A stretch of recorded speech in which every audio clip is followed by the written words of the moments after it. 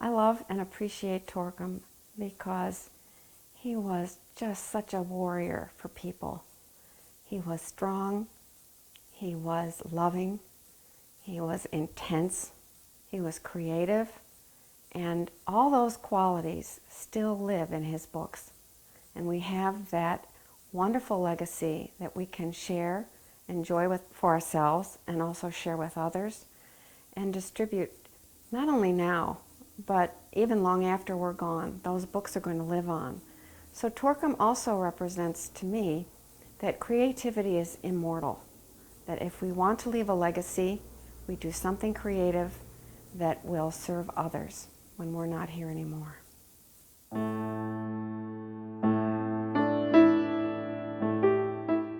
My first meeting here, my group meeting session here, not only intrigued me, but it grabbed hold of me.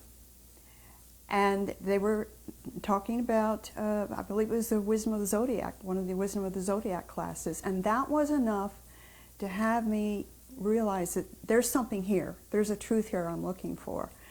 And so I became an active participant here at the center and have read many of his books. And I finally have a grasp of understanding of who it is we are, why it is we're experiencing this human experience, how the world is working, how all of the pieces of the world are working together. And it's given me a place, it's given me a sense of where I am, why I'm here, what am I encouraged to do, what are the possibilities for me. And his works have answered so many of my questions. And along with that, one of the gifts that Torkom has given me is the understanding of joy and the importance of joy in my life. It's incredibly important. It's something I haven't entirely grasped altogether. But it has given me a new sense of renewal. It's given me a sense of vision, and it has empowered me to be able to participate and to give in a depth and in a way that I know is impactful on people. Yeah,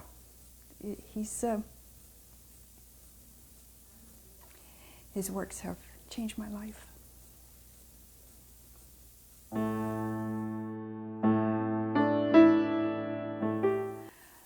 The most beautiful thing I admire about my dad is his gracefulness. It's odd to say that a man is graceful, but my dad was very graceful and very gracious. He never made lewd jokes or demeaned people in his language or in his conversations, but always showed respect and gracefulness toward other people. He moved beautifully and rhythmically, and he admired everything around him. So for example, he would always tell us how to dress, how to behave with other people, how to listen, how not to interrupt, and how to be a gracious person when people come to your home, for example. One of the things that I really, really appreciate about him is the way he loved nature. And he would take us 4 kids, at first there were 4 of us, and then the 5th one came, and he would take us on walks in nature, and he would squeeze his fingers around plants, and he would say, smell this, look at this, and he would point things out for us. And I've developed that habit, and I do that now for my grandson, and I point things out to him and squeeze little leaves and say, smell this, look at this. So in a way, he taught me observation, just to sit and observe with all your senses, your eyes, your ears, and your nose especially. What I really also remember about my dad is his love for great food. He loved great food, and he appreciated even the simplest foods. For example, he would say, just make me some pilaf and I'll be happy. And he would eat it with gusto. And I remember as a little kid, one day, my mom made these things that looked like they were little black balls. So they must have been little baby eggplant, stuffed eggplant, which is very, very popular in Armenian cuisine. But for a child's eye, I don't remember how old I was, they looked not very appetizing. But as kids, we didn't have a lot of choices of what we ate. We ate what was put in front of us. And I remember my dad and mom never forced us or compelled us to eat anything. If we didn't want to eat it, that was fine, but there was nothing else left. So my dad didn't force us, didn't say anything, but he started weaving a story that I remember to this day. And he wove the story about children who were out in the wilderness and they got caught, and then they found this house with light at the window, so they looked in, and of course, what did they see? They saw these little dolmas in the window, and they went and ate it. By that time, of course, we're all eating the little black eggplants, and it was delicious. What I have done with that is now I use the same storytelling technique when I take my grandson out for a walk. He's a little guy, 4.5 years old. And I'll say, do you want to hear a story? And he'll say yes. And then I'll start weaving a story around what he's doing. And he just loves it, and I get such a kick out of it. And that's a legacy left from my dad. It's really fun. He wasn't a big teacher for me when I was growing up. He was just my dad. And he was a lot of fun, a lot of fun. One of the great fun things I remember about my dad is him playing the violin for us kids. He had a beautiful violin, and he was a violinist as a young man.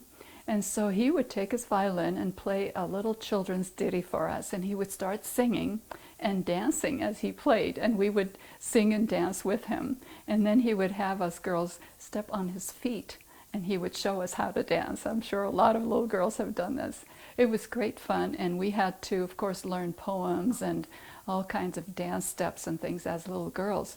And when our birthday came around, it wasn't that everybody was giving us things. We were asked to perform. For example, perform a little dance or say a little poem and show our gratitude.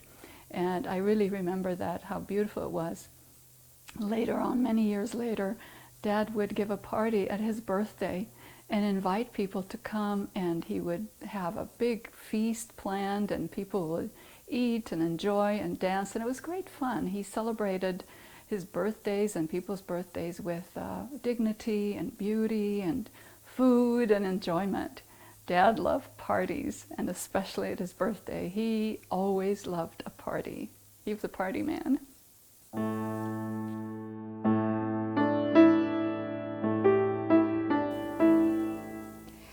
I appreciate Torkom because for 13 years I have studied his books, and the practicality that intertwines the spirituality is second to none.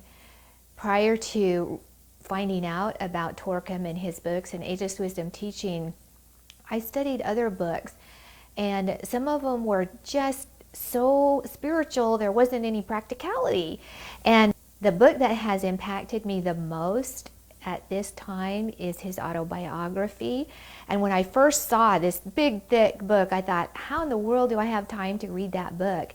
However, I am reading one page, one chapter at a time, and I absolutely feel so connected to his purpose, his service, and his commitment to students is just so loving and practical. So happy birthday, Torkom.